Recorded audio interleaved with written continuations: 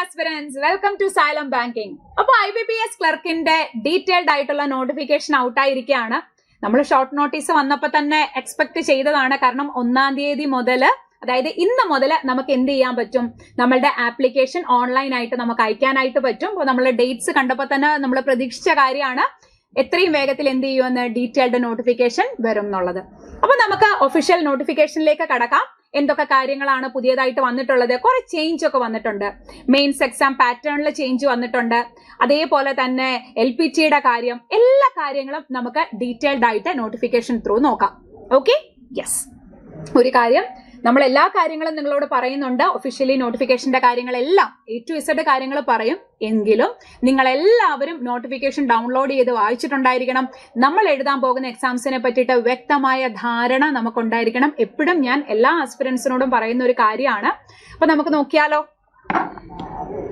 Okay, അപ്പോൾ നമുക്ക് ആദ്യം ഇമ്പോർട്ടന്റ് ഡേറ്റ്സിലേക്ക് കടക്കാം. എന്ന് തൊട്ടാണ് നമുക്ക് ആപ്ലിക്കേഷൻ അയക്കാനായിട്ട് പറ്റുക.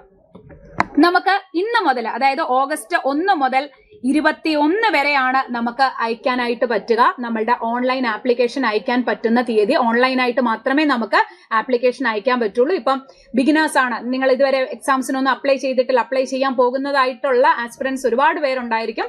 സോ അവരോടായിട്ടാണ് നമുക്ക് ഓൺലൈനായിട്ട് മാത്രമേ അപ്ലൈ ചെയ്യാനായിട്ട് പറ്റുള്ളൂ. ഓഗസ്റ്റ് 1 മുതൽ 21 വരെയാണ് ഓഗസ്റ്റ് 21 വരെയാണ് അപ്ലൈ ചെയ്യാനായിട്ട് പറ്റുക. ഇനി ഈ ടൈമിൽ മാത്രമേ നമുക്ക് എന്ത് ചെയ്യാൻ പറ്റുള്ളൂ, ഫീയും കംപ്ലീറ്റ് ചെയ്യാനായിട്ട് പറ്റുള്ളൂ. ഫീ പേയ്മെന്റും ഓൺലൈൻ ആയിട്ടാണ്. അതും ഈ ടൈമിനുള്ളിൽ മാത്രമായിരിക്കും നമുക്ക് എന്ത് ചെയ്യാൻ പറ്റുക, അപ്ലൈ ചെയ്യാനായിട്ട് പറ്റുക. ദെൻ അതിനുശേഷം ഒരു എഡിറ്റ് വിൻഡോ ഓപ്പൺ ആകും. ഇനി എന്തെങ്കിലും അയക്കുന്ന സമയത്ത് മാക്സിമം ഒരു തെറ്റുകൂടാതെ തന്നെ നിങ്ങൾ അയക്കുക. നമ്മൾ IBPS POയ്ക്ക് പോലും നമ്മൾ എങ്ങനെ അപ്ലൈ ചെയ്യണം എന്നുള്ളൊരു വീഡിയോ ചെയ്തിട്ടുണ്ടായിരുന്നു. അതേപോലെ തന്നെ IBPS ക്ലർക്കിന് നമ്മൾ ചെയ്യും. നിങ്ങൾ ഇതൊക്കെ മനസ്സിലാക്കുക, ധൃതി വെക്കേണ്ട. സാവധാനം എല്ലാം വായിച്ചു മനസ്സിലാക്കിയതിന് ശേഷം മാത്രം എന്ത് ചെയ്താൽ മതി, അപ്ലൈ ചെയ്താൽ മതി. അപ്പൊ നമ്മൾ മാക്സിമം തെറ്റുകൂടാതെ അയക്കുക. ഒരു തെറ്റും വരാതെ തന്നെ അയക്കാൻ ശ്രമിക്കുക. ഇനി എന്തെങ്കിലും ഒരു തെറ്റ് വന്നാൽ പോലും അതിനുശേഷം നമുക്കൊരു എഡിറ്റ് വിൻഡോ ഓപ്പൺ ആകും. ഈ ഫൈനൽ സബ്മിഷൻ കഴിഞ്ഞിട്ടുള്ള, അതായത് 21-ന് ശേഷം ഒരു ദിവസമോ 2 ദിവസമോ കാണും. ദെൻ നമ്മളുടെ പ്രിലിംസ് എക്സാം എന്ന് പറയുന്നത് ഒക്ടോബറിലാണ്. നേരത്തെ നമുക്ക് IBPSന്റെ റിവൈസ്ഡ് കലണ്ടർ വന്നപ്പോൾ തന്നെ നമുക്കറിയാവുന്ന കാര്യമാണ്. 4, 5, 11 തീയതികളിലാണ് നമ്മുടെ IBPS ക്ലർക്കിന്റെ പ്രിലിംസ് എക്സാം വരിക. അതേപോലെ തന്നെ നമ്മളുടെ മെയിൻസ് എന്ന് പറയുന്നത് നവംബറിലാണ്. നവംബർ 29-നാണ് എന്തെന്ന് പറയുന്നത്, നമ്മളുടെ IBPS ക്ലർക്കിന്റെ മെയിൻസ് എക്സാം വരുന്നത്. ഫൈനൽ റിസൾട്ട് മാർച്ച് 26, അതായത് ഏപ്രിൽ 1-ന് നമുക്ക് റിസൾട്ട് വരും. അപ്പൊ നിങ്ങളൊന്ന് ആലോചിച്ച് നോക്കിക്കേ. ഇപ്പോ ഇന്ന് ഓഗസ്റ്റ് 1 അല്ലെ? August, September, October, November, December, ജനുവരി, ഫെബ്രുവരി, മാർച്ച്. 8 മാസം കൊണ്ട് നിങ്ങൾ എഫേർട്ട് ഇടാൻ തയ്യാറാണെങ്കിൽ ഈ 8 മാസത്തിന് ശേഷം നിങ്ങൾ ഒരു ബാങ്കറാണ്. ഓക്കെ, അപ്പൊ ഇത്രയും വളരെ വേഗത്തില് കംപ്ലീറ്റ് എക്സാം പ്രോസസ്സും നടക്കുന്ന വേറൊരു എക്സാം ഇല്ല എന്ന് തന്നെ നമുക്ക് പറയാം. അപ്പൊ നമ്മൾ ഈ കിട്ടുന്ന ടൈം മാക്സിമം നന്നായിട്ട് എന്ത് ചെയ്യുക, യൂട്ടിലൈസ് ചെയ്യാം. ഓക്കെ, ഇനിയും ഇത് ഈ IBPS ക്ലർക്ക് എന്താണ്? നമുക്ക് 11 പബ്ലിക് സെക്ടർ ബാങ്കുകളുണ്ട്. അത് ഏതൊക്കെയാണ്, അതായത് ഏത് ബാങ്കിലേക്കൊക്കെയാണ് ഇപ്പൊ ഈ നോട്ടിഫിക്കേഷൻ വിളിച്ചിരിക്കുന്നത്? ഇപ്പൊ വേക്കൻസിയിലേക്കൊക്കെ നമുക്ക് വരാം. തൽക്കാലം ആദ്യം ഏതൊക്കെ ബാങ്കുകളാണെന്ന് ഫസ്റ്റ് ഓഫ് ഓൾ നമുക്ക് നോക്കാം. നമുക്ക് bank of Baroda, bank of India, bank of Maharashtra, Canara bank, central bank of India, Indian bank, Indian overseas bank, Punjab national bank, Punjab and Sindh bank, UCO bank and union bank of India. ഈ 11 public sector ബാങ്കുകളിലേക്കുള്ള ക്ലർക്കിന്റെ notification ആണ് ഇപ്പൊ വിളിച്ചിട്ടുള്ളത്. Okay, നേരത്തെ നമ്മൾ apply ചെയ്തതും ഇപ്പൊ എക്സാംസിന് വേണ്ടിയിട്ട് prepare ചെയ്തുകൊണ്ടിരിക്കുന്നതും IBPS PO ആണ്. ഇപ്പൊ IBPS ക്ലർക്കിന്റെ നോട്ടിഫിക്കേഷൻ ആണ് വന്നിട്ടുള്ളത്. ഓക്കെ, ഇനി നമുക്ക് ഏറ്റവും കൂടുതൽ അട്രാക്ഷൻ ഉള്ള ഒരു കാര്യം, എത്ര വേക്കൻസി ഉണ്ട്. അപ്പൊ ക്ലർക്ക് എക്സാം ആയതുകൊണ്ട് തന്നെ വേക്കൻസി പാൻ ഇന്ത്യ അല്ല, സ്റ്റേറ്റ് വൈസ് വേക്കൻസി ആണ് ക്ലർക്കിന് വരിക. അതായത് ഇപ്പൊ നമ്മൾ ഈ പറഞ്ഞ പാർട്ടിസിപ്പേറ്റ് ചെയ്തിട്ടുള്ള എല്ലാ ബാങ്കുകളും പറഞ്ഞില്ല, 11 പബ്ലിക് സെക്ടർ ബാങ്കുകൾ. ഈ 11 പബ്ലിക് സെക്ടർ ബാങ്കുകളിലേക്കുള്ള ക്ലർക്കിന്റെ ആണ്. അത് സ്റ്റേറ്റ് വൈസ് വേക്കൻസിയാ വന്നേക്കുന്നത്. അതായത് കേരളത്തിൽ ഇത്ര വേക്കൻസി, കേരളത്തിൽ ഈ ഓരോ ബാങ്കുകളിലും എത്രയാണ് വേക്കൻസി, അതേപോലെ തന്നെ തമിഴ്നാട്ടിൽ സെപ്പറേറ്റ്, കർണാടകയിൽ സെപ്പറേറ്റ്, അങ്ങനെ സെപ്പറേറ്റ് ആണ് നമ്മളുടെ വേക്കൻസി വന്നിട്ടുള്ളത്. ഓക്കെ, അപ്പൊ നോക്കിക്കേ, കേരളത്തിലെ കാര്യം നമുക്ക് നോക്കാം. നമുക്ക് ഫസ്റ്റ് പ്രയോറിറ്റി നമ്മുടെ കേരളത്തിൽ എത്ര വേക്കൻസി ഉണ്ടെന്നുള്ളതാണല്ലോ. നമുക്ക് ഈ 11 പബ്ലിക് സെക്ടർ ബാങ്കുകളിലും നോക്കിക്കേ. ഇവിടെ ബാങ്ക് ഓഫ് ബറോഡ 48 പറഞ്ഞിട്ടുണ്ട്. ഇവിടെ വേണ്ട ശ്രദ്ധിക്കുക, ഏറ്റവും കൂടുതൽ വേക്കൻസി പറഞ്ഞിട്ടുള്ളത് കാനറ ബാങ്ക് ആണ്. 160 ഉണ്ട്. 160 ടോട്ടൽ വേക്കൻസി എവിടെ വന്നേക്കുന്നത്? നമ്മുടെ കാനറ ബാങ്കിൽ വന്നിരിക്കുന്നത്. നിങ്ങൾ ഒരു കാര്യം ശ്രദ്ധിക്കുക, ഇന്ത്യൻ ബാങ്കും അതേപോലെ തന്നെ യുക്കോ ബാങ്കും എന്ത് ചെയ്തിട്ടില്ല? വേക്കൻസി റിപ്പോർട്ട് ചെയ്തിട്ടില്ല. NR means not reported.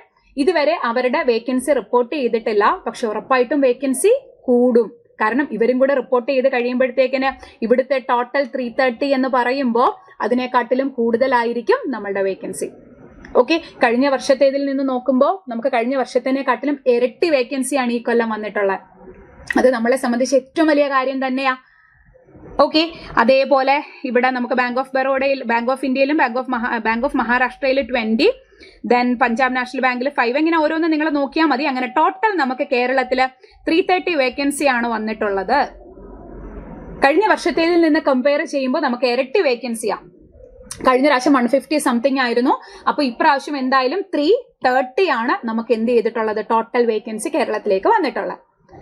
ഇത് കേരളത്തിലെ കാര്യമാണ്. അപ്പോ നമുക്ക് നമ്മുടെ നെക്സ്റ്റ് സ്റ്റേറ്റ് എന്ന് പറയുന്നത് അല്ലെ, നമുക്ക് കർണാടക അല്ലെങ്കിൽ തമിഴ്നാട്, ഇതൊക്കെ നമുക്ക് അപ്ലൈ ചെയ്യാൻ പറ്റുമോ? നമുക്ക് അപ്ലൈ ചെയ്യാം. പക്ഷെ ഒരു കാര്യം നിങ്ങൾ ശ്രദ്ധിച്ചോണം, നമ്മളുടെ കംപ്ലീറ്റ് ഫേസ് എന്ന് പറയുന്നത്, നമ്മളുടെ ഈ ഒരു എക്സാം പ്രോസസ് എന്ന് പറയുന്നത്, ആദ്യം നമുക്കൊരു പ്രിലിംസ് ഉണ്ടാകും, ദെൻ മെയിൻസ് ഉണ്ടാകും, അതിനുശേഷം നമുക്ക് LPT ഉണ്ടായിരിക്കും, ലാംഗ്വേജ് പ്രൊഫഷൻസി ടെസ്റ്റ്. നമ്മൾ ഏത് സ്റ്റേറ്റിലേക്കാണോ അപ്ലൈ ചെയ്യുന്നത് അവിടുത്തെ ഭാഷ നമുക്ക് അറിവുണ്ടായിരിക്കണം. ആ ഒരു കാര്യം നിങ്ങൾ വളരെയധികം ശ്രദ്ധിക്കേണ്ട കാര്യമാണ്. കാരണം നമ്മുടെ കംപ്ലീറ്റ് ഫേസ് എന്ന് പറയുന്നത് പ്രിലിംസും മെയിൻസും, ഇന്റർവ്യൂ ഇല്ല ക്ലർക്ക് ആയതുകൊണ്ട് തന്നെ. അപ്പോൾ നമുക്ക് അവിടുത്തെ ഭാഷ, ഏത് സ്റ്റേറ്റിലേക്കാണോ നമുക്ക് അപ്ലൈ ചെയ്യേണ്ടത് അവിടുത്തെ ഭാഷ നമുക്ക് എന്ത് ഉണ്ടായിരിക്കണം? അറിവുണ്ടായിരിക്കണം. വളരെ ഇമ്പോർട്ടന്റ് ആയിട്ടുള്ള ഒരു കാര്യമാണ്. ഇപ്പൊ നിങ്ങൾ തമിഴ്നാട് അപ്ലൈ ചെയ്യുന്നത് കൊണ്ട് കുഴപ്പമില്ല. കാരണം നിങ്ങൾ നോക്കുമ്പോൾ ഇവിടെ വേക്കൻസി കൂടുതൽ പറഞ്ഞിട്ടുണ്ട്, 894 പറഞ്ഞിട്ടുണ്ട്. അപ്പൊ തമിഴ്നാട് അപ്ലൈ ചെയ്യട്ടെ എന്നൊക്കെ ഒരുപാട് ആസ്പിറൻസ് നമ്മളോട് ചോദിക്കുന്നുണ്ട്. ഒരു കാര്യം വളരെയധികം ശ്രദ്ധിക്കുക, LPTയിൽ കുറെ കാര്യങ്ങൾ ഇന്നിപ്പോ എക്സ്ട്രാ പറഞ്ഞിട്ടുണ്ട്, ഞാനത് മുന്നോട്ടേക്ക് പറയാം. അപ്പോൾ നമുക്ക് അവിടുത്തെ ഭാഷ അറിവുണ്ടായിരിക്കണം. കാരണം നമ്മൾ ജനറലി ആലോചിച്ചാൽ തന്നെ നമുക്ക് മനസ്സിലാകും. നമുക്ക് ജോലി കിട്ടി, നമ്മൾ ബാങ്കിൽ ചെന്നു, അവിടെ ഒരു കസ്റ്റമർ വരുമ്പോൾ നമുക്ക് അവരോട് സംസാരിക്കാൻ അറിയില്ല, നമുക്ക് അവരോട് കമ്മ്യൂണിക്കേറ്റ് ചെയ്യാൻ അറിയില്ല. അവർക്കൊരു അക്കൗണ്ട് ഓപ്പൺ ചെയ്യണം എന്ന് നമ്മളോട് പറയുമ്പോൾ നമുക്കൊന്നും അവർ പറയുന്നത് മനസ്സിലാകുന്നില്ല എന്നുണ്ടെങ്കിൽ അവിടെ നമ്മൾ ബാങ്കർ ആയിട്ടിരുന്നിട്ട് എന്തെങ്കിലും കാര്യമുണ്ടോ? അത് മാത്രമാണ് അവർ ഉദ്ദേശിക്കുന്നത്. സോ സ്റ്റേറ്റ് വൈസ് വേക്കൻസി ആണ് ക്ലർക്കിന് വരിക. നമുക്ക് ഒരു സ്റ്റേറ്റിലേക്ക് മാത്രമേ അപ്ലൈ ചെയ്യാൻ പറ്റുള്ളൂ. ഏത് സ്റ്റേറ്റിലേക്കാണോ നമ്മൾ അപ്ലൈ ചെയ്യുന്നത് അവിടുത്തെ ഭാഷ നമുക്ക് അറിവുണ്ടായിരിക്കണം. ഓക്കെ, അപ്പൊ എന്തൊക്കെ കാര്യങ്ങളാണ് ഇവർ നോട്ടിഫിക്കേഷനിൽ LPTയെ പറ്റി പറഞ്ഞിട്ടുള്ളതെന്ന് നമുക്ക് മുന്നോട്ടേക്ക് നോക്കാം. അപ്പൊ തമിഴ്നാടാണെങ്കിൽ ഇവിടെ ടോട്ടൽ വേക്കൻസി 894, അതേപോലെ തന്നെ കർണാടകയാണെന്നുണ്ടെങ്കിൽ ഇച്ചിരി കൂടെ വേക്കൻസി ഉണ്ട്, 1170 ആണ് വേക്കൻസി വന്നിട്ടുള്ളത്. ഞാൻ ജസ്റ്റ് നമ്മളുടെ അയൽ സംസ്ഥാനങ്ങളായതുകൊണ്ട് പറഞ്ഞതാണ്. അപ്പോ നമുക്ക് ഭാഷ അറിയാമോ? ഏത് സ്റ്റേറ്റ് അപ്ലൈ ചെയ്യണം എന്ന് തീരുമാനിക്കേണ്ടത് നമ്മൾ സ്വയമാണ്. കാരണം എനിക്ക് അവിടെ ഭാഷ അറിയാമോ, എനിക്കതറിയാം എന്നുണ്ടെങ്കിൽ നിങ്ങൾക്ക് എന്ത് ചെയ്യാം? അപ്ലൈ ചെയ്യാം. Okay, yes. ഇനി ഏറ്റവും കൂടുതലുള്ള അട്രാക്ഷൻ, നമ്മളെ ഏറ്റവും കൂടുതൽ അട്രാക്ട് ചെയ്യുന്ന ഒരു കാര്യം എന്ന് പറയുന്നത് നമുക്ക് കിട്ടുന്ന സാലറിയാണ് അല്ലെ. അപ്പൊ ഇവിടെ നോക്കിക്കേ, ഇവിടുത്തെ ബേസിക് പേ ആണ് ഈ പറഞ്ഞിരിക്കുന്നത്. ഇതാണ് ബേസിക് പേ. നമുക്ക് കിട്ടുന്ന ഗ്രോസ് സാലറി അല്ല, ഇത് സ്റ്റാർട്ടിംഗ് ബേസിക് പേ ആണ്. എങ്ങനെ പോയില്ല നിങ്ങൾക്ക് വേണ്ട ഇവിടെ ഇൻക്രിമെന്റ് കാണാൻ പറ്റും. ഇവിടെ 57,460. ഇത് ഓരോ ഇൻക്രിമെന്റ് കഴിഞ്ഞിട്ടാണ്. ഇതിപ്പോ സ്റ്റാർട്ടിംഗ് ബേസിക് പേ മാത്രമാണ്. എങ്ങനെ പോയാലും നിങ്ങൾക്ക് ഒരു 45+ അല്ലെങ്കിൽ 50+ സാലറി നിങ്ങളുടെ ഇൻഹാൻസ് സാലറി ആയിട്ട് നിങ്ങൾക്ക് ഉണ്ടായിരിക്കും. ഓക്കെ, അപ്പൊ എന്തായാലും 45+ നിങ്ങൾക്ക് സാലറി കിട്ടും. ക്ലർക്ക് ആണെങ്കിൽ നമ്മൾ എപ്പോഴും പറയുന്ന ഒരു കാര്യമാണ്, 45 to 50+ റേഞ്ചിൽ നിങ്ങൾക്ക് എന്ത് ചെയ്യും? സാലറി കിട്ടും. നമ്മൾ ഏറ്റവും കൂടുതൽ മോട്ടിവേറ്റ് ചെയ്യുന്ന ഒരു കാര്യമാണ് അല്ലെ. നമ്മൾ പഠിക്കുന്ന അല്ലെങ്കിൽ നമ്മൾ കയറാൻ ആഗ്രഹിക്കുന്ന പോസ്റ്റിൽ നല്ല അട്രാക്റ്റീവ് സാലറി ആൻഡ് പെർക്സ് ഉണ്ടെന്ന് അറിയുമ്പോൾ നമുക്കതൊരു ഏറ്റവും വലിയൊരു സന്തോഷമുള്ള ഒരു കാര്യമാണ്. ഓക്കെ, ഇനി നമുക്കിത് അപ്ലൈ ചെയ്യണമെങ്കിൽ നമ്മളുടെ എലിജിബിലിറ്റി എന്തായിരിക്കണം? നമുക്ക് ഓരോന്നായിട്ട് നോക്കാം. നമ്മൾ എപ്പോഴും പറയുന്നത് പോലെ നമ്മളുടെ ഇന്ത്യൻ സിറ്റിസൺ ആയിരിക്കണം, നമുക്ക് അറിയാവുന്ന കാര്യമാണ്. ഓക്കെ, അപ്പൊ അടുത്തത് നമുക്ക് ഏജ് എത്രയായിരിക്കണം? ഒരുപാട് ആസ്പിറൻസ് നമ്മളോട് ചോദിക്കുന്ന ഒരു കാര്യമാണ്, എനിക്ക് എത്ര വയസ്സുണ്ടെങ്കിലാണ് അപ്ലൈ ചെയ്യാൻ പറ്റുക? അപ്പൊ ക്ലർക്ക് ആണ് എന്നുണ്ടെങ്കിൽ, നമുക്ക് ജനറൽ കാറ്റഗറി ആണ് എന്നുണ്ടെങ്കിൽ 20 വയസ്സ് മിനിമവും മാക്സിമം 28 വയസ്സാണ്. മിനിമം നിങ്ങൾക്ക് 20 വയസ്സുണ്ടായിരിക്കണം, മാക്സിമം 28. ഈ ഏജ് കാൽക്കുലേറ്റ് ചെയ്യുന്ന ഡേറ്റ് എന്ന് പറയുന്നത് ആസ് ഓൺ 1/8/2025 ആണ്. 1/8/2025 വെച്ച് കാൽക്കുലേറ്റ് ചെയ്യുമ്പോൾ നമുക്ക് മിനിമം 20 വയസ്സും മാക്സിമം 28 വയസ്സും ഉണ്ടായിരിക്കണം. അപ്പൊ നമുക്ക് നമുക്ക് ഏതൊക്കെ ഡേറ്റ് ഓഫ് ബർത്ത് ആണ് ഇൻക്ലൂഡഡ് ആയിട്ടുള്ളത്, പറ്റാത്തത് ഏതാണ് എന്ന് ക്ലിയർ ആയിട്ട് അവർ മെൻഷൻ ചെയ്തിട്ടുണ്ട്.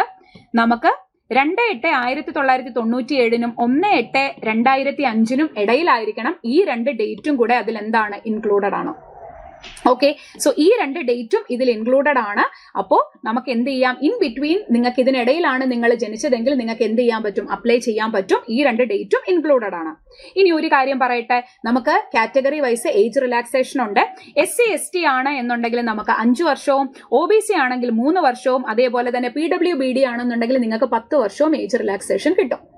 ഓക്കെ, അപ്പൊ ഏജ് റിലാക്സേഷന് നമ്മൾ കാറ്റഗറി വൈസ് കൊടുക്കുന്നുണ്ടെങ്കിൽ അതിന്റെ സർട്ടിഫിക്കറ്റ് നമ്മൾ എന്ത് ചെയ്യേണ്ടി വരും, ഹാജരാക്കേണ്ടി വരും. ആ ഒരു കാര്യം ശ്രദ്ധിക്കുക. അപ്ലൈ ചെയ്യുന്ന സമയത്ത് വേണ്ട, ബട്ട് ജോയിനിങ്ങിന്റെ ടൈമിൽ നമുക്ക് കൊടുക്കേണ്ടതായിട്ട് വരും.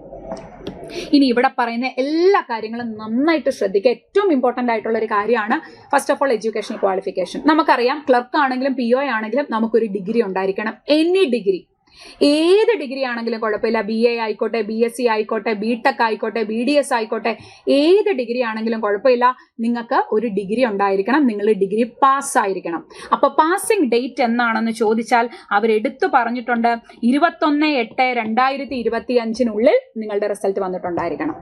നിങ്ങൾ പാസ്സായിരിക്കണം. അപ്ലൈ ചെയ്യുന്ന സമയത്ത് നമുക്ക് സർട്ടിഫിക്കറ്റ് വേണ്ട, പക്ഷേ ഈ ഡേറ്റിനുള്ളിൽ നിങ്ങളുടെ റിസൾട്ട് വന്നിട്ടുണ്ടായിരിക്കണം. ഓൺലൈനായിട്ടാണെങ്കിലും നിങ്ങളുടെ റിസൾട്ട് വന്നിട്ടുണ്ടെങ്കിൽ നിങ്ങൾക്ക് അപ്ലൈ ചെയ്യാം. ആ ഡേറ്റ് കൊടുത്താൽ മതി. പക്ഷേ ജോയിനിങ്ങിന്റെ ടൈം, അതായത് നമ്മളുടെ മെയിൻസ് ഒക്കെ കഴിഞ്ഞ് LPT ഒക്കെ കഴിഞ്ഞ് നമ്മൾ ഡോക്യുമെന്റ് വെരിഫിക്കേഷന്റെ ടൈമിൽ നമ്മൾ പോകുന്ന സമയത്ത് നമ്മുടെ സർട്ടിഫിക്കറ്റ് നമുക്ക് എന്ത് ചെയ്യാൻ പറ്റണം, കാണിക്കാൻ പറ്റണം. അതിൽ ഡേറ്റ്, ഈ ഡേറ്റിനുള്ളിൽ എന്ത് ചെയ്തിരിക്കണം, നിങ്ങളുടെ റിസൾട്ട് വന്നിട്ടുണ്ടായിരിക്കണം. ഇപ്പോൾ ഫൈനൽ ഇയർ സ്റ്റുഡൻസ് എക്സാംസ് ഒക്കെ എഴുതിയിട്ടിരിക്കുന്നവർക്ക് അപ്ലൈ ചെയ്യാൻ പറ്റുമെന്ന് ഒരുപാട് ആസ്പിറൻസ് നമ്മളോട് ചോദിക്കാറുണ്ട്. 21/8/2025 നിങ്ങളുടെ റിസൾട്ട് വന്നിട്ടുണ്ടെങ്കിൽ നിങ്ങൾക്ക് എന്ത് ചെയ്യാം, അപ്ലൈ ചെയ്യാം. Okay, 7 degree in any discipline from A university എടുത്ത് അവർ പറഞ്ഞിട്ടുണ്ട്. The candidate must possess A valid mark sheet that he or she is a graduate and indicate the percentage of marks obtained in the graduation while registering online. നമുക്ക് apply ചെയ്യുന്ന സമയത്ത് certificate upload ചെയ്യേണ്ട, പക്ഷേ നമ്മളുടെ result വന്ന ഡേറ്റും അതേപോലെ തന്നെ നമുക്ക് എത്ര പെർസെന്റേജ് മാർക്ക് ഉണ്ട് എന്നുള്ളതും. ഇത്ര ക്രൈറ്റീരിയ ഒന്നും പറയുന്നില്ല. ഇപ്പൊ 50% ഉണ്ടെങ്കിലേ അപ്ലൈ ചെയ്യാൻ പറ്റൂ, 60% ഉണ്ടെങ്കിലേ അപ്ലൈ ചെയ്യാൻ പറ്റൂ, അങ്ങനെ പറയുന്നില്ല. ബട്ട് നമുക്ക് എത്രയാണോ പെർസെന്റേജ് ഉള്ളത് അത് നമുക്ക് കൊടുക്കേണ്ടതായിട്ടുണ്ട്. ഓക്കെ, മിനിമം പെർസെന്റേജ് ഒന്നും ഇവിടെ പറയുന്നില്ല. ഇനി എടുത്തു പറയുന്ന ഒരു കാര്യം നോക്കിക്കേ, the candidates applying for vacancies of a particular state should be proficient in reading, writing, speaking and understanding. എന്താ ഈ പറയുന്നത്? ഇത് LPTയുടെ കാര്യമാണ് പറയുന്നത്. നമ്മൾ ഏത് സ്റ്റേറ്റിലേക്കാണോ അപ്ലൈ ചെയ്യുന്നത്, ഓൾറെഡി ഞാൻ നേരത്തെ പറഞ്ഞു, നമ്മൾ ഏത് സ്റ്റേറ്റിലേക്കാണോ അപ്ലൈ ചെയ്യുന്നത് അവിടുത്തെ ലാംഗ്വേജ് നമുക്ക് വ്യക്തമായിട്ട് അറിവുണ്ടായിരിക്കണം. ഓക്കെ, ദെൻ അത് വളരെ ഇമ്പോർട്ടന്റ് ആയിട്ടുള്ള കാര്യമാണ്. LPTയുടെ കാര്യം എടുത്ത് വേറെ സെപ്പറേറ്റ് ആയിട്ട് പറയുന്നുണ്ട്, അതിലേക്ക് എത്തുമ്പോൾ ഞാനത് എക്സ്പ്ലെയിൻ ചെയ്യാം. പിന്നെ എടുത്തു പറയുന്ന വേറൊരു കാര്യമാണ് നമ്മുടെ കമ്പ്യൂട്ടർ ലിറ്ററസി. നമുക്ക് കമ്പ്യൂട്ടർ യൂസ് ചെയ്യാൻ നന്നായിട്ട് അറിഞ്ഞിരിക്കണം. അത് അറിഞ്ഞതുകൊണ്ട് മാത്രം കാര്യമില്ല, നമുക്ക് സർട്ടിഫിക്കറ്റ് ഉണ്ടായിരിക്കണം. അപ്പൊ സെപ്പറേറ്റ് സർട്ടിഫിക്കറ്റ് വേണം. നമുക്ക് പറയാം, ഇവിടെ നോക്കിക്കേ, operating and working knowledge in computer system is mandatory. അത് നിർബന്ധമാണ് നമുക്ക്. കാരണം അറിയാലോ, ബാങ്കിൽ ചെന്നാൽ നമ്മൾ എല്ലാം വർക്കിംഗ് കമ്പ്യൂട്ടറിലാണ്. സോ നമുക്ക് കമ്പ്യൂട്ടർ എന്തുണ്ടായിരിക്കണം, അറിവുണ്ടായിരിക്കണം. That is candidate should have a certificate, diploma, degree in computer operations. അതായത് നമുക്ക് മാൻഡേറ്ററി ആണെന്ന് അവർ പറയുമ്പോൾ അതിന്റെ സർട്ടിഫിക്കറ്റ് വേണം എന്ന് അവര് നിർബന്ധമായിട്ട് പറയുന്നുണ്ട്. ഓക്കെ, ഇനി അല്ലെങ്കിലോ, ഇനി സർട്ടിഫിക്കറ്റ് അല്ലാതെ വേറെന്താ ഉള്ളത് നോക്കിക്കേ, നമ്മൾ നമ്മുടെ 10ലോ +2ലോ അല്ലെങ്കിൽ ഡിഗ്രിയിലോ എവിടെയെങ്കിലും കമ്പ്യൂട്ടർ എന്ന് പറയുന്ന ഒരു സബ്ജക്ട് പഠിച്ചിട്ടുണ്ട്, അത് നമുക്ക് നമ്മുടെ സർട്ടിഫിക്കറ്റിൽ കാണിക്കാൻ പറ്റുന്നുണ്ടെങ്കിൽ എക്സ്ട്രാ സർട്ടിഫിക്കറ്റിന്റെ ആവശ്യമില്ല. ശ്രദ്ധിച്ച് കേൾക്കണേ, നമുക്ക് കമ്പ്യൂട്ടർ പരിജ്ഞാനം ഉണ്ടായിരിക്കണം, നമുക്ക് അതിന്റെ ഓപ്പറേഷൻസ് കാര്യങ്ങൾ അറിവുണ്ടായിരിക്കണം. അത് മാൻഡേറ്ററി ആണ്. അപ്പോൾ ഇപ്പം നമ്മൾ 10ാം ക്ലാസ്സിൽ നമുക്ക് IT എന്ന് പറയുന്ന ഒരു സബ്ജക്ട് പഠിക്കാനുണ്ടായിരുന്നു. അല്ലെങ്കിൽ നിങ്ങളിപ്പോൾ +2ലെ കമ്പ്യൂട്ടർ സയൻസ് ആണ്, നിങ്ങൾക്ക് കമ്പ്യൂട്ടർ എന്ന് പറയുന്ന ഒരു സബ്ജക്ട് അതിൽ കാണിക്കാനുണ്ട്. നിങ്ങളുടെ ഡിഗ്രിയുടെ ഏതെങ്കിലും ഒരു സെമസ്റ്ററിൽ നിങ്ങൾക്ക് കമ്പ്യൂട്ടർ പഠിച്ചിട്ടുണ്ടെന്ന് നിങ്ങൾക്ക് കാണിക്കാൻ പറ്റുമെങ്കിൽ സെപ്പറേറ്റ് ഒരു സർട്ടിഫിക്കറ്റിന്റെ ആവശ്യമില്ല. ഇനി അതൊന്നും ഇല്ലാത്തവർ ടെൻസ്ഡ് ആകേണ്ട കാര്യമൊന്നുമില്ല. നിങ്ങൾ അടുത്തുള്ള കമ്പ്യൂട്ടർ സെന്ററിൽ പോയാൽ ഒരു 2 മാസത്തെ 3 മാസത്തെ കോഴ്സ് നിങ്ങൾക്ക് ഷുവറായിട്ടും എന്ത് ചെയ്യാവുന്നതേ ഉള്ളൂ, ചെയ്തൊരു സർട്ടിഫിക്കറ്റ് എടുക്കാവുന്നതേ ഉള്ളൂ. അത് ടെൻസ്ഡ് ആകേണ്ട കാര്യമില്ല. അപ്പം നമുക്ക് 10ലോ +2ലോ ഡിഗ്രിയിലോ ഏതെങ്കിലും ഒരു സർട്ടിഫിക്കറ്റിൽ നമുക്ക് കമ്പ്യൂട്ടർ കാണിക്കാൻ പറ്റുന്നുണ്ട് എന്നുണ്ടെങ്കിൽ, കമ്പ്യൂട്ടർ പഠിച്ചിട്ടുണ്ടെന്ന് കാണിക്കാൻ പറ്റുന്നുണ്ടെങ്കിൽ നമുക്ക് എന്തില്ല, മീൻസ് സെപ്പറേറ്റ് സർട്ടിഫിക്കറ്റിന്റെ ആവശ്യമില്ല. അങ്ങനെ കാണിക്കാൻ ഇല്ലാത്തവർ ഒരു സർട്ടിഫിക്കറ്റ് എടുക്കാം. അത്രയേ ഉള്ളൂ കാര്യം. ഓക്കെ, ഇനി നോക്കിക്കേ ഏതാണ്ട് all the educational qualifications mention should be from A university of, അതായത് നമ്മളുടെ ഗവൺമെന്റ് ഓഫ് ഇന്ത്യ അപ്രൂവ് ചെയ്തിട്ടുള്ള സർട്ടിഫിക്കറ്റ് ആയിരിക്കണം നമ്മളുടെ ഡിഗ്രി സർട്ടിഫിക്കറ്റ്. ഇതുണ്ട് എടുത്തു പറയുന്നുണ്ട്. Final result should have been declared on or before 21/8/2025. നേരത്തെ പറഞ്ഞതുപോലെ തന്നെ 21/8/2025 മുന്നേ നിങ്ങളുടെ ഫൈനൽ റിസൾട്ട് വന്നിട്ടുണ്ടായിരിക്കണം. ഓക്കെ, ഇതേണ്ട ഇവിടെ ഒരു കാര്യം കൂടെ പറഞ്ഞിട്ടുണ്ട്. The date of passing the eligibility examination will be the date of appearing on the mark sheet of professional certificate. നമ്മുടെ ഡേറ്റ് ഓഫ് പാസിംഗ് എന്താണെന്നുള്ളത് സർട്ടിഫിക്കറ്റിൽ കാണുന്ന ഡേറ്റ് ആണ്. ഓക്കെ, ഇനി ക്രെഡിറ്റ് ഹിസ്റ്ററി. എപ്പോഴും നമ്മൾ ബാങ്ക് എക്സാംസിന് അപ്ലൈ ചെയ്യുന്ന സമയമാകുമ്പോൾ നമ്മൾ പറയുന്ന ഒരു കാര്യമാണ്, നമ്മളൊരു നല്ല ഡീസന്റ് ക്രെഡിറ്റ് ഹിസ്റ്ററി നമ്മൾ മെയിൻറ്റെയിൻ ചെയ്തിട്ടുണ്ടായിരിക്കണം. അപ്പൊ എന്താണ് ഈ ക്രെഡിറ്റ് ഹിസ്റ്ററി എന്നൊക്കെ ഒരുപാട് ആസ്പിറൻസിന് ഡൗട്ട് ഉണ്ട്. ഒന്നുമില്ല, ഇപ്പോൾ നിങ്ങൾ ഒരു ലോൺ എടുത്തിട്ടുണ്ട്, അല്ലെങ്കിൽ നിങ്ങൾ ഏതെങ്കിലും ഒരു കാര്യത്തിൽ നിങ്ങൾ EMI ഉണ്ട്, നിങ്ങളത് പ്രോപ്പർ ആയിട്ട് അടയ്ക്കുന്നില്ല, നിങ്ങൾ ലോൺ എടുത്തിട്ട് അടയ്ക്കുന്നില്ല എന്നുണ്ടെങ്കിൽ നിങ്ങളുടെ സിബിൽ സ്കോറിനെ അത് ബാധിക്കും. അപ്പൊ നമ്മൾ ബാങ്കിൽ മീൻസ് നമ്മുടെ ജോയിനിങ് ടൈം ആകുമ്പോഴത്തേക്കിന് നമുക്കൊരു ഡീസന്റ്, അവർ ഇത്ര സ്കോർ പറയും, ആ സ്കോർ നമുക്ക് ഉണ്ടായിരിക്കണം. അപ്പൊ അതിന് ഇപ്പം മേ ബി ലോണൊന്നും എടുത്തിട്ടില്ല, എനിക്ക് അങ്ങനെ യാതൊരു കാര്യങ്ങളും ഇല്ലെങ്കിൽ നിങ്ങളെ അത് ബാധിക്കുന്ന കാര്യമേ അല്ല. അല്ലെങ്കിൽ ലോൺ എന്തെങ്കിലും എടുത്തിട്ടുണ്ട്, ഇപ്പൊ EMI എന്തെങ്കിലും ഉണ്ട്, നിങ്ങളുടെ പേരിൽ ഇതൊക്കെ ഉണ്ട്, നിങ്ങൾ അത് പ്രോപ്പറായിട്ട് അടയ്ക്കുന്നുണ്ടെങ്കിലും കുഴപ്പമില്ല. ഇനി അത് നിങ്ങൾ എന്തെങ്കിലും മുടക്കമൊക്കെ വരുത്തിയിട്ടുണ്ടെങ്കിൽ അത് നിങ്ങൾ ജോയിനിങ് ടൈം ആകുമ്പോഴത്തേക്കിനും എല്ലാം ഓക്കെ ആക്കി നിങ്ങൾക്ക് ഒരു ഡീസന്റ് ക്രെഡിറ്റ് ഹിസ്റ്ററി അല്ലെങ്കിൽ ഡീസന്റ് സിബിൽ സ്കോർ നിങ്ങൾ എന്ത് ചെയ്യുക, മെയിൻറ്റെയിൻ ചെയ്യുക എന്നുള്ളതാണ് ഏറ്റവും ഇമ്പോർട്ടന്റ് ആയിട്ടുള്ളൊരു കാര്യം. അത് വളരെ ഇമ്പോർട്ടന്റ് ആണ്, ശ്രദ്ധിച്ചോണം. ഓക്കെ, ഇതേണ്ട ഇവിടെ ഒരു കാര്യം കൂടെ പറയുന്നുണ്ട്.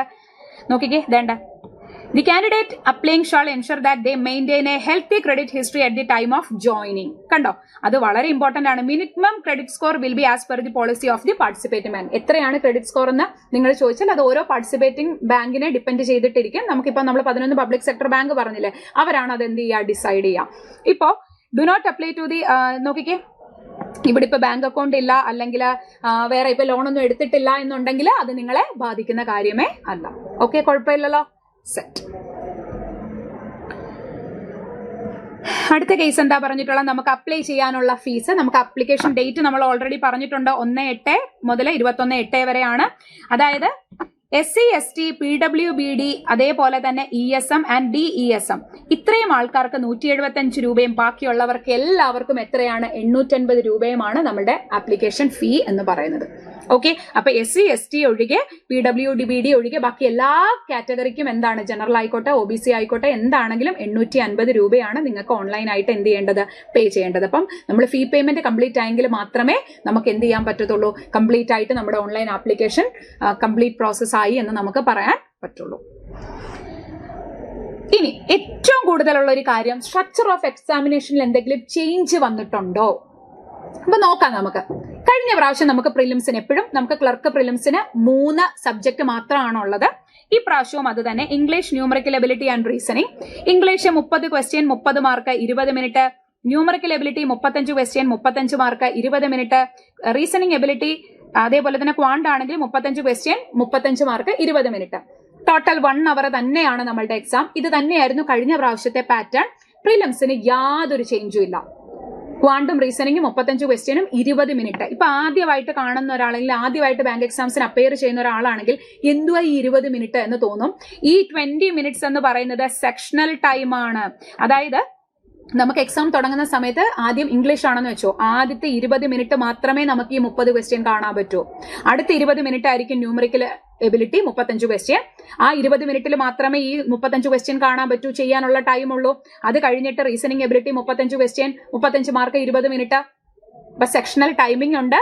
അതേപോലെ തന്നെ സെക്ഷണൽ കട്ട് ഓഫും ഉണ്ടായിരിക്കും, ഓവറോൾ കട്ട് ഓഫും ഉണ്ടായിരിക്കും. എന്താ സെക്ഷണൽ കട്ട് ഓഫ്? ഈ 30 മാർക്കിൽ, അതായത് ഇംഗ്ലീഷ് 30 അതിൽ മിനിമം ഇത്ര മാർക്ക് മേടിക്കണം എന്നുണ്ട്. ക്വാണ്ട് 35 മിനിമം ഇത്ര മാർക്ക് മേടിക്കണം. അത് എത്രയാണെന്നുള്ളത് എക്സാം കഴിഞ്ഞിട്ടായിരിക്കും സെക്ഷണൽ കട്ട് ഓഫ് പറയുക എത്രയാണെന്നുള്ളത്. അതേപോലെ റീസണിങ്ങിന് മിനിമം മാർക്ക് മേടിക്കണം എന്നുണ്ട്. മിനിമം മാർക്ക് മാത്രം പോരാ, ഓവറോൾ കട്ട് ഓഫ് നമ്മൾ എന്ത് ചെയ്യണം, ക്ലിയർ ചെയ്യണം. ഓക്കെ, എങ്കിൽ മെയിൻസ് എക്സാമിനേഷനാണ് വളരെ വലിയ ഒരു ചേഞ്ച് വന്നിരിക്കുന്നത്. വളരെയധികം ശ്രദ്ധിക്കേണ്ട കാര്യമാണ്. മെയിൻസ് എക്സാമിലെ പാറ്റേണിൽ ചേഞ്ച് വന്നിട്ടുണ്ട്. അപ്പൊ എന്താണ് മെയിൻസ് എക്സാം പാറ്റേണിൽ വന്നിട്ടുള്ള ഒരു ചേഞ്ച് എന്ന് നമുക്കൊന്ന് നോക്കാം.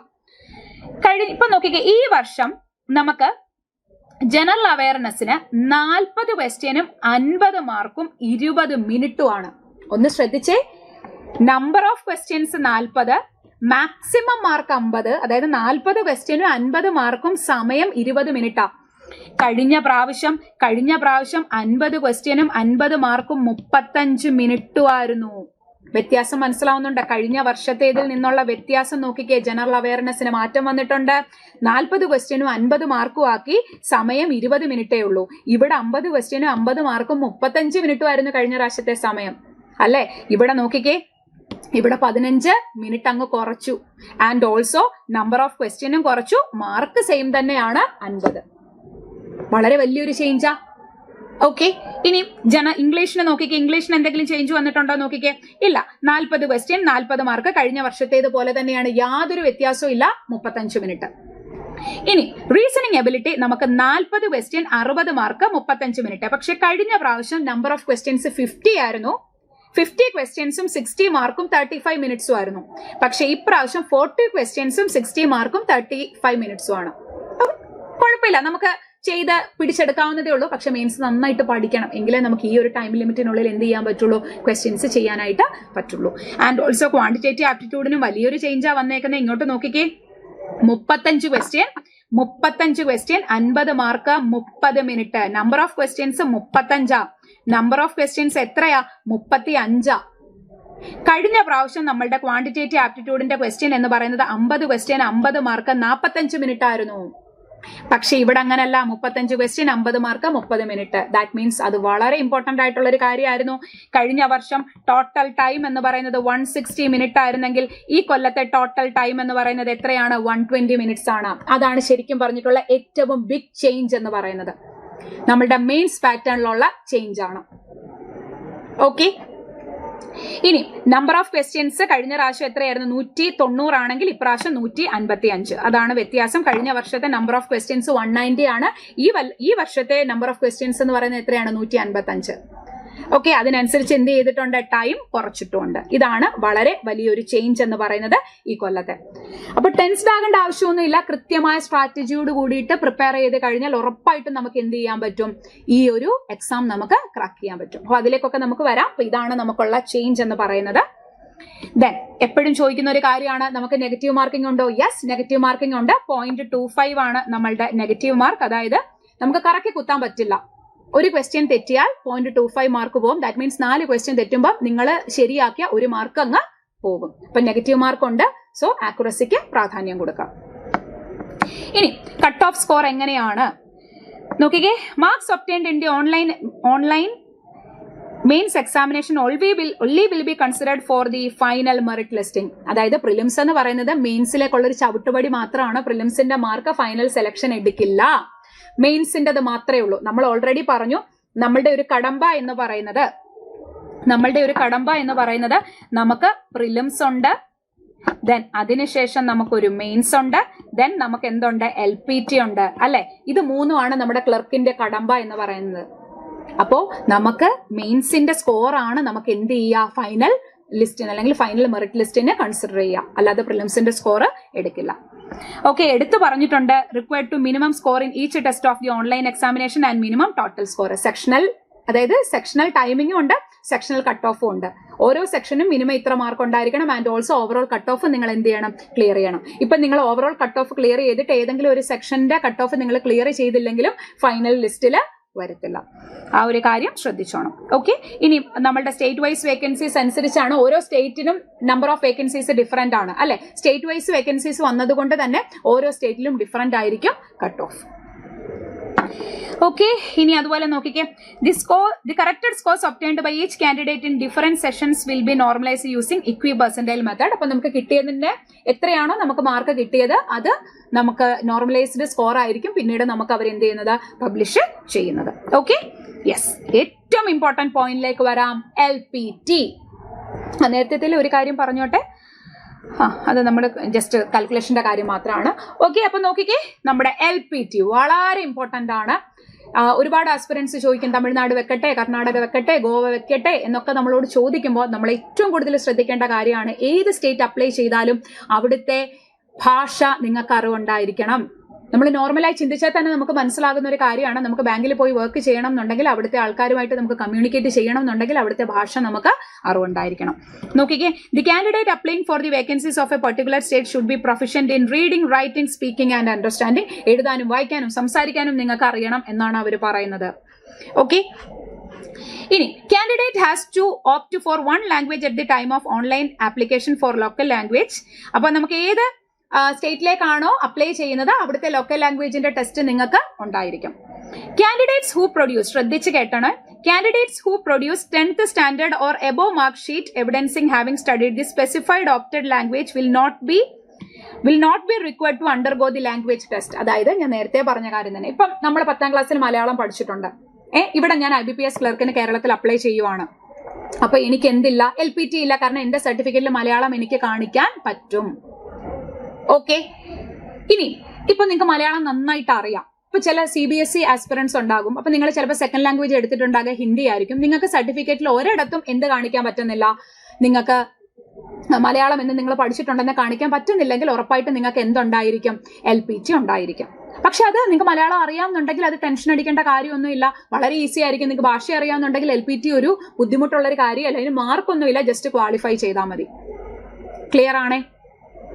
ഇനി ഇപ്പൊ നിങ്ങൾ തമിഴ്നാട്ടിൽ പഠിച്ചവരുണ്ടെങ്കിലും അല്ലെങ്കിൽ കർണാടകയിൽ പഠിച്ചിട്ടുണ്ടെങ്കിൽ നിങ്ങളുടെ സർട്ടിഫിക്കറ്റിൽ നിങ്ങൾക്ക് കാണിക്കാനുണ്ടെങ്കിൽ നിങ്ങൾക്ക് അവിടെ അപ്ലൈ ചെയ്യാം. അപ്പോൾ നിങ്ങൾക്ക് എന്തുണ്ടാകില്ല, LPT ഉണ്ടാകില്ല. ശ്രദ്ധിച്ച് കേട്ടോണം, നമ്മുടെ സർട്ടിഫിക്കറ്റിൽ നമുക്ക് കാണിക്കാൻ പറ്റുന്നുണ്ടെങ്കിൽ അവിടെ LPT ഉണ്ടായിരിക്കില്ല. Then the test will be conducted after, ശ്രദ്ധിച്ച് കേട്ടോണേ, the test will be conducted after qualifying the online examination allotment before joining the bank. അതായത് ബാങ്കിൽ ജോയിൻ ചെയ്യുന്നതിന് മുന്നേ LPT ഉണ്ടായിരിക്കും. ഒരുപാട് സമയം കിട്ടില്ല. അതാണ് ഇവിടെ ഈ കൊല്ലത്തെ ഏറ്റവും വലിയൊരു ചേഞ്ച് എന്ന് പറയുന്നത്. അതായത് നമുക്ക് ആ LPTക്ക് ഇപ്പം നേരത്തെയൊക്കെ ആണെങ്കിൽ കുറച്ചുകൂടെ ടൈം നമുക്ക് കിട്ടുമായിരുന്നു. ഇപ്രാവശ്യം നിങ്ങൾ ബാങ്കിൽ ജോയിൻ ചെയ്യുന്നതിന് മുന്നേ എന്തുണ്ടായിരിക്കും, LPT ഉണ്ടായിരിക്കും. അപ്പൊ ആ LPT ക്വാളിഫൈ ചെയ്തെങ്കിൽ മാത്രമേ നിങ്ങൾക്ക് എന്ത് ചെയ്യാൻ പറ്റുള്ളൂ, ജോയിൻ ചെയ്യാൻ പറ്റുള്ളൂ. നിങ്ങൾക്ക് പിന്നീട് അത് പഠിച്ച് ചെയ്യാനുള്ള സമയം കിട്ടില്ല. സോ അപ്ലൈ ചെയ്യുമ്പോൾ നന്നായിട്ട് ശ്രദ്ധിക്കുക. നിങ്ങൾക്ക് അപ്ലൈ ചെയ്യാൻ മീൻസ് നിങ്ങൾക്ക് അവിടുത്തെ ഭാഷ അറിയാം, അപ്പൊ LPT ഉണ്ടായിരിക്കും. ആ ഒരു കാര്യം ശ്രദ്ധിക്കാം. ഇനി വേറെ സ്റ്റേറ്റ് അപ്ലൈ ചെയ്യാൻ വിചാരിക്കുന്നവർ ഇപ്പോഴേ പഠിച്ചോണം.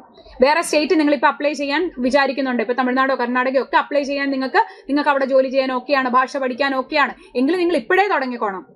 കാരണം ഇല്ലാന്നുണ്ടെങ്കിൽ നമ്മുടെ മെയിൻസ് കഴിഞ്ഞിട്ട് നമുക്ക് ഒത്തിരി സമയം കിട്ടില്ല. ബാങ്കിൽ ജോയിൻ ചെയ്യുന്നതിന് മുന്നേ എന്തുണ്ടായിരിക്കും, LPT ഉണ്ടായിരിക്കും. അത് ക്വാളിഫൈ ചെയ്ത ഒരാൾ മാത്രമേ ജോയിൻ ചെയ്യൂ. വെരി വെരി വെരി ഇമ്പോർട്ടന്റ് ആണ്. The test for knowledge of the opted language will be conducted as a part of the selection process by an independent body. നോക്കിക്കേ, അവരെടുത്ത് പറഞ്ഞിരിക്കുകയാണ് by an independent body or by the bank. അപ്പൊ may be അവർ വേറെ ഏതെങ്കിലും ഒരു separate ആൾക്കാർക്ക് കൊടുത്തിട്ടായിരിക്കാം. May be നമുക്കത് correct അറിയില്ല. ഒന്നെങ്കിൽ വേറെ ഒരു ഇൻഡിപെൻഡന്റ് ഏജൻസി നടത്താം, അല്ലെങ്കിൽ ബാങ്ക് ആയിരിക്കും. അപ്പൊ അത് വളരെ സ്ട്രിക്റ്റ് ആയിട്ടായിരിക്കും അവർ എന്ത് ചെയ്യുക, LPT നടത്തുക.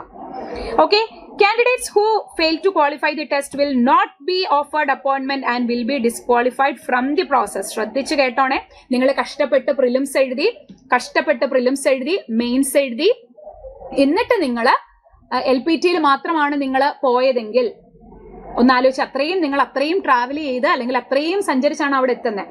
എന്നിട്ട് പിന്നെ നിങ്ങൾക്ക് അത് പറ്റുന്നില്ല എന്നുണ്ടെങ്കിൽ, അല്ലെങ്കിൽ നിങ്ങൾ ഭാഷ അറിയാത്തതിന്റെ പേരിൽ മാത്രം നമ്മൾ ഡിസ്ക്വാളിഫൈ ആയി പോകുമ്പോൾ നമുക്ക് ഭയങ്കര സങ്കടമായിരിക്കും. സോ ആ ഒരു കാര്യം നിങ്ങൾക്ക് ഡിസിഷൻ എടുക്കാം ഏത് സ്റ്റേറ്റ് അപ്ലൈ ചെയ്യണം എന്നുള്ളത്, പക്ഷെ വ്യക്തമായ ധാരണ ഉണ്ടായിരിക്കണം. അല്ലെങ്കിൽ നിങ്ങൾ വേറൊരു സ്റ്റേറ്റ് അപ്ലൈ ചെയ്യുന്നുണ്ടെങ്കിൽ അവിടുത്തെ ഭാഷ അറിയില്ലെങ്കിൽ ഇപ്പൊ തൊട്ട് പഠിക്കാൻ എനിക്ക് ഓക്കെയാണ് എന്നുണ്ടെങ്കിൽ നിങ്ങൾക്ക് അപ്ലൈ ചെയ്യാം.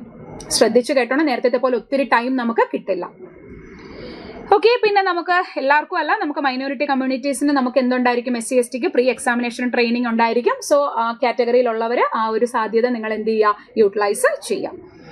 ഓക്കെ, അപ്പോൾ എടുത്ത് അവർ പറഞ്ഞിട്ടുണ്ട് SC ST and other backward classes, ex servicemen എല്ലാവർക്കും PWBD കാറ്റഗറിയിലുള്ളവർക്ക് എന്ത് ചെയ്യുന്നുണ്ട്, പ്രീ എക്സാമിനേഷൻ ട്രെയിനിങ് പ്രൊവൈഡ് ചെയ്യുന്നുണ്ട്. അപ്പൊ ഇത്രയാണ് നമ്മളുടെ നോട്ടിഫിക്കേഷനകത്തിലുള്ള മെയിൻ കാര്യങ്ങൾ. അപ്പം അസ് എ ഹോൾ ഞാൻ ഒന്നും കൂടെ എടുത്ത് ഒരുമിച്ച് പറയാം. ഏറ്റവും വലിയൊരു ബിഗ് ചേഞ്ച് എന്ന് പറയുന്നത് നമ്മുടെ മെയിൻസിന്റെ എക്സാം പാറ്റേൺ ചേഞ്ച് ചെയ്തിട്ടുണ്ട്. ഓക്കെ, കറണ്ട് അഫയേഴ്സിനും അതേപോലെ തന്നെ റീസണിങ്ങിന്റെയും അതേപോലെ നമ്മുടെ ക്വാണ്ടിറ്റേറ്റീവ് ആപ്റ്റിറ്റ്യൂഡിന്റെയും നമ്പർ ഓഫ് ക്വസ്റ്റ്യൻസിലും മാർക്കിലും ടൈമിങ്ങിലും വ്യത്യാസം വന്നിട്ടുണ്ട് കഴിഞ്ഞ വർഷത്തേതിൽ നിന്ന്. ആൻഡ് ഓൾസോ LPT സ്ട്രിക്റ്റ് ആക്കിയേക്കാണ്. നമ്മളെ ബാങ്കിൽ ജോയിൻ ചെയ്യുന്നതിന് മുന്നേ LPT ഉണ്ടാവും. അത് ക്വാളിഫൈ ചെയ്യുന്നവർക്ക് മാത്രമേ ബാങ്കിൽ ജോയിൻ ചെയ്യാൻ പറ്റൂ. സോ നമ്മൾ എവിടെ അപ്ലൈ ചെയ്യണം എന്നുള്ളൊരു കാര്യം നന്നായിട്ട് ശ്രദ്ധിക്കുക. ഇനി ഇതെങ്ങനെ അപ്ലൈ ചെയ്യണം നിങ്ങൾ ആരും ധൃതി വെക്കണ്ട. നമ്മൾ IBPS POയുടെ ഹൗ ടു അപ്ലൈ ചെയ്തതുപോലെ തന്നെ ഹൗ ടു അപ്ലൈയുടെ ഒരു വീഡിയോ നിങ്ങൾക്ക് ചെയ്യുന്നതായിരിക്കും. സോ ഡോണ്ട് വറി, ടെൻഷൻ ആകേണ്ട കാര്യമില്ല. ഇപ്പൊ നോട്ടിഫിക്കേഷൻ ഒക്കെ വന്നു, ഷോർട്ട് നോട്ടീസ് വന്നപ്പോൾ തന്നെ നിങ്ങളോട് പറഞ്ഞ കാര്യമാണ് പ്രിപ്പറേഷൻ സ്റ്റാർട്ട് ചെയ്തോളാൻ. അപ്പോൾ ഇനി പഠിക്കുക എന്നുള്ളൊരു കാര്യം മാത്രമാണ്. സോ നന്നായിട്ട് പ്രിപ്പയർ ചെയ്യുക. നമ്മുടെ സൈലം ബാങ്കിങ് ടീമിനോടൊപ്പം നിങ്ങൾക്ക് ഓൺലൈനായിട്ടും ഓഫ്ലൈൻ ആയിട്ടും എന്ത് ചെയ്യാം, പഠിക്കാവുന്നതാണ്. അപ്പൊ നോക്കിക്കേ, ഇവിടെ നമുക്ക് നമ്മുടെ ഓഫ്ലൈൻ ബാച്ച് എന്ന് പറയുന്നത് കോഴിക്കോട് വെസ്റ്റ് ഹിൽ ക്യാമ്പസിലാണ് നമുക്ക് വരുന്നത്. അപ്പോൾ ഇപ്പൊ നമ്മുടെ അടുത്ത റെഗുലർ ബാച്ച് ജസ്റ്റ് സ്റ്റാർട്ട് ചെയ്തിട്ടേ ഉള്ളൂ. നമ്മുടെ ഫ്രീ ക്ലാസ്സസ് ഒക്കെ കഴിഞ്ഞ് നമ്മൾ സ്റ്റാർട്ട് ചെയ്തു നമ്മുടെ ക്ലാസ്സസ്. അപ്പോൾ നിങ്ങൾക്ക് നമ്മുടെ ഓഫ്ലൈൻ ബാച്ചിൽ ചേർന്ന് പഠിക്കാൻ താല്പര്യമുണ്ടെങ്കിൽ ഈ ഒരു നമ്പറിൽ നിങ്ങൾക്ക് കോൺടാക്ട് ചെയ്യാം. ഓഫ്ലൈൻ ഡീറ്റെയിൽസ് കംപ്ലീറ്റ്ലി നിങ്ങൾക്ക് കിട്ടുന്നതായിരിക്കും. ടോട്ടൽ 9 months ആണ് നമ്മുടെ ക്ലാസ് വരുന്നത്. 6 മാസം കൊണ്ട് കംപ്ലീറ്റ്ലി സിലബസും പ്രാക്ടീസും ചെയ്തതിന് ശേഷം എക്സ്ട്രാ ഒരു 3 മാസം നമ്മൾ ഇന്റൻസീവ് പ്രാക്ടീസ് സെഷൻസ് നിങ്ങൾക്ക് പ്രൊവൈഡ് ചെയ്യുന്നതായിരിക്കും. ഓക്കെ, ഇത് ഓഫ്ലൈൻ്റെ കാര്യം. അവിടെ നമുക്ക് റെഗുലർ ബാച്ചും ഉണ്ട്, അതേപോലെ തന്നെ റിപ്പീറ്റേഴ്സ് ബാച്ചും ഉണ്ട്. ഓക്കെ, അപ്പം പറഞ്ഞു വന്നത് ഓൺലൈൻ ആയിട്ടാണ്. നിങ്ങൾക്ക് ബേസ് മുതലാണ് പഠിക്കേണ്ടതെന്നുണ്ടെങ്കിൽ നിങ്ങൾ നമ്മളുടെ IBPS SBI ടാർഗറ്റ് ബാച്ചിൽ ജോയിൻ ചെയ്യുക. ജസ്റ്റ് നമ്മുടെ ക്ലാസ് സ്റ്റാർട്ട് ചെയ്തിട്ടേ ഉള്ളൂ. കുറച്ച് ടോപ്പിക്സ് ആയി, പക്ഷെ അതിന്റെ എല്ലാം ലൈവ് ക്ലാസ്സസ് ആണ്. അതിന്റെ എല്ലാം റെക്കോർഡഡ് സെഷൻസ് നിങ്ങൾക്ക് അവൈലബിൾ ആയിരിക്കും. ഇപ്പൊ നല്ല ഈ ബേസ് ടു അഡ്വാൻസ്, അതായത് ഇപ്പൊ നിങ്ങൾക്ക് ക്വാണ്ട് ബുദ്ധിമുട്ടാണ്, ഇംഗ്ലീഷ് ബുദ്ധിമുട്ടാണ്, റീസണിങ് ബുദ്ധിമുട്ടാണ്, ടെൻസ്ഡ് ആകണ്ട, ഒന്നും അറിയില്ല, ബേസ് തൊട്ട് തന്നെയായിരിക്കും നമ്മുടെ ക്ലാസ്സസ് മുന്നോട്ടേക്ക് പോകുക. ഇനി നിങ്ങൾക്ക് പ്രിലിംസ് ഓക്കെയാണ്, മെയിൻസ് ആണ് ഞങ്ങളുടെ പ്രശ്നം എന്നുണ്ടെങ്കിൽ നമുക്ക് ഏറ്റവും പുതിയ ബാച്ചാണ് മെയിൻസ് ബൂസ്റ്റർ ബാച്ച്. നമ്മുടെ ക്ലാസ് August 20 സ്റ്റാർട്ട് ചെയ്യും. കാരണം മെയിൻസ് എന്ന് പറയുന്നത് അറിയാലോ, ഇപ്പൊ തന്നെ November 29 മെയിൻസ് ആണ്. ആ സമയത്തേക്ക് തന്നെ നമുക്ക് RRB POയും RRB ക്ലർക്കിന്റെയും പ്രിലിംസ് ഉണ്ടാകും. സോ പ്രിലിംസും മെയിൻസും ഒരേപോലെ തന്നെ മുന്നോട്ടേക്ക് പോകേണ്ടത് വളരെ അത്യാവശ്യമായിട്ടുള്ള ഒരു കാര്യമാണ്. അപ്പോൾ എന്ത് ചെയ്യുക, മെയിൻസിന്റെ പ്രിപ്പറേഷനും കട്ടയ്ക്ക് ഇപ്പോഴേ നമ്മൾ പാരലൽ ആയിട്ട് മുന്നോട്ടേക്ക് കൊണ്ടുപോകണം. അതുകൊണ്ട് തന്നെയാണ് നമ്മൾ മെയിൻസിന് മാത്രമായിട്ട് സെപ്പറേറ്റ് നമ്മളൊരു ബാച്ച് സ്റ്റാർട്ട് ചെയ്തേക്കുന്നത്. ഓക്കെ, അപ്പൊ നല്ല അടിപൊളിയായിട്ട് പഠിക്കുക. ഇനി വേറെ കാര്യങ്ങളൊന്നുമില്ല. So wish you all the best. ഇനി നമുക്ക് അടുത്തൊരു വീഡിയോയിൽ വീണ്ടും കാണാം.